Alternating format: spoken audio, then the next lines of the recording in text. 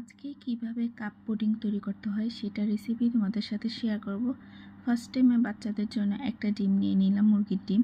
সেটাকে ভালো করে ব্লেন্ড করে নিতে হবে হাতের সাহায্যে। তারপরে আমি এখানে দুধ চাল দিয়ে নিব। এখানে কিন্তু আমি গুঁড়া দুধ যেটাকে বলে সেটা ইউজ করলাম। তো জাল দিয়ে নেওয়ার পর এখানে ঠান্ডা করে নেব।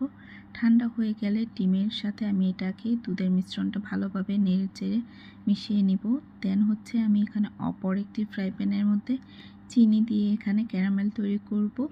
যেন তোমরা এটা খেয়াল রাখবো ক্যারামেলটা যেন পুড়ে না যায়। তো ক্যারামেলটা যখন লাল হয়ে যাবে তখন একটি কাপের মধ্যে ঢেলে নিতে হবে। এই সাইজের কাপে করলেও হবে, বড় সাইজের কাপে করলেও হবে, তোমরা মাপ দেখে নিবে।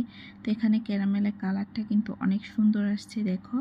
তো আমি এটার মধ্যে ওই যে দুধের সাথে ডিমের মিশ্রণটা সেটা ঢেলে দিয়ে তারপরে একটু পানি দিয়ে আমি এখানে ঢেকে দেবো আধা ঘন্টার জন্য। আধা ঘন্টা পরে আমার পুডিংটা জাস্ট এরকম হয়েছে। তো তোমরা অবশ্যই এটাকে ট্রাই করে দেখবা হয় নাকি। আর অবশ্যই আমার কমেন্ট বক্সে এসে কমেন্ট করে জানাবা যে তোমাদেরটা হয়েছে কি না। দেখা হবে নেক্সট কোনো ভিডিওতে। তো সবাই এ পর্যন্ত ভালো থাকো, সুস্থ থাকো। আল্লাহ হাফেজ সবাইকে। পুডিংটা কেমন হয়েছে সেটাও জানিয়ে যাবে।